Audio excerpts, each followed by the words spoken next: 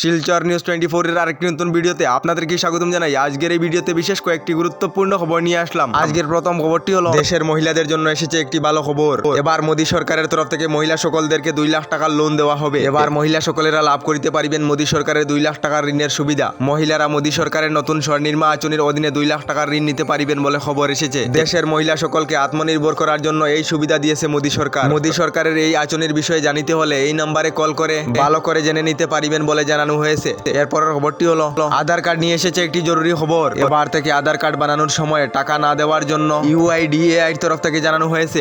আপনাদের যদি আধার কার্ড বানানোর প্রয়োজন হয় তাহলে দেশ জুড়ে রয়েছে ইউআইডিএআই কেন্দ্র।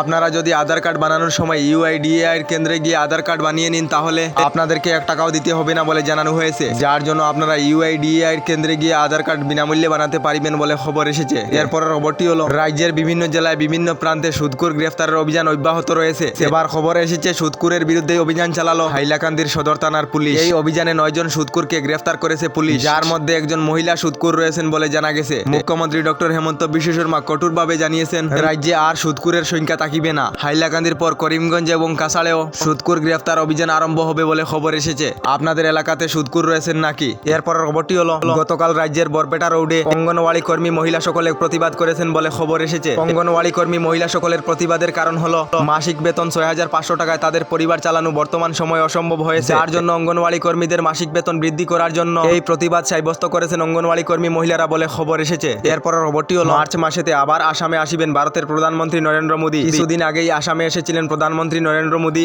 আবার মার্চ মাসের প্রথম সপ্তাহে প্রধানমন্ত্রী নরেন্দ্র মোদী আসামে আসিবেন বলে খবর এসেছে। এরপরের খবরটি হলো মাইক্রো ফাইন্যান্স থেকে ঋণ নেওয়া মহিলাদের জন্য এসেছে একটি ভালো খবর। মাইক্রো ফাইন্যান্স থেকে ঋণ নেওয়া মহিলাদের 3য় পর্যায়ে ঋণ মাফ করা হবে, যার জন্য আসাম সরকারের তরফ থেকে 550 কোটি টাকার বাজেট ধার্য করা হয়েছে। মহিলাদের 3য় পর্যায়ে মাইক্রো ফাইন্যান্সের ঋণ মাফ করা হবে বলে জানানো হয়েছে। আপনাদের মাইক্রো ফাইন্যান্সের ঋণ রয়েছে নাকি কমেন্ট একটি করে নিশ্চয়ই জানাবেন।